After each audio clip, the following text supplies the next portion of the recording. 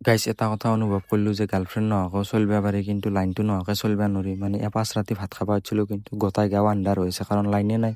সেই guys hello' and welcome back to my another mini vlog. আৰু এতিয়া পিছ ৰাতি ধুনীয়াকৈ ভাতকেইটা খাই কিনে আন্ধাৰে মুন্ধাৰে আহি গ'লোঁ এতিয়া মছজিদত। মানে আমাৰ গাঁৱত লাইন নাই না সেইকাৰণে চব আন্ধাৰ হৈ গৈছে আৰু গাইছ চবে নামাজ পঢ়িছে আৰু দোৱা কৰিছে লাইনটোৰ কাৰণে। মানে যিমান সোনকালে আহে সিমানে ভাল দিয়কচোন আমাৰ কাৰণে। এন্দেদো এতিয়া পুৰা দোৱা কৰিছে আৰু এতিয়া ধুনীয়াকৈ ফজৰৰ নামাজটো পঢ়ি আহিলোঁ আৰু এতিয়া বাগাৰ দিয়ক মানে এতিয়া উঠিব লাগবই।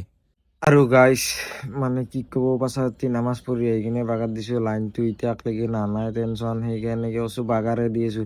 এতিয়া বিশ্বাস কৰিব নেকি কেতি বাজিছে আপোনালোকক দেখাই আছোঁ চাওক 1:20 হৈছে সদাৰ কচাম এতিয়ালৈকে মই উঠাই নাই। মানে উঠো একবাৰ দুবাৰ সাৰি পাওঁ মানে মোবাইলত চাৰ্জটো চাওঁ 5% 6% চাৰ্জ আছে।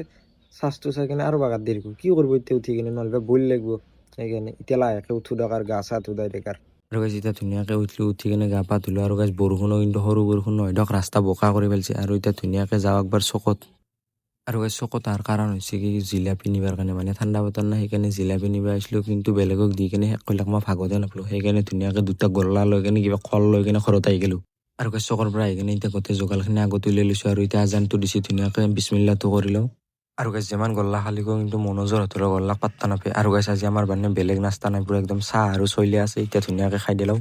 আৰু গাইছ এফতাৰটো কৰি কিনে একবাৰ দোকানৰ ফালে আহিছোঁ মানে বহুত দিন দোকানৰ বস্তু খোৱা নাই গেষ্টিক মোৰ হ'লেও আৰু উপায় নাই খাবৰ ইচ্ছা গৈছে সেইকাৰণে ধুনীয়াকৈ এক পেকেট চিপছ কিনি লৈছোঁ। আৰু গাইছ এতিয়া চিপছ খাই দি কিনে আহি গ'লোঁ ঘৰত। আৰু গাইছ আজি মানে বেলেগ ক্লিপ ল'ব নোৱাৰিলোঁ মোবাইলত চাৰ্জ নাছিল না সেইকাৰণে ডেটছ ফৰ টুডে গাইছ চি ইউ সুন।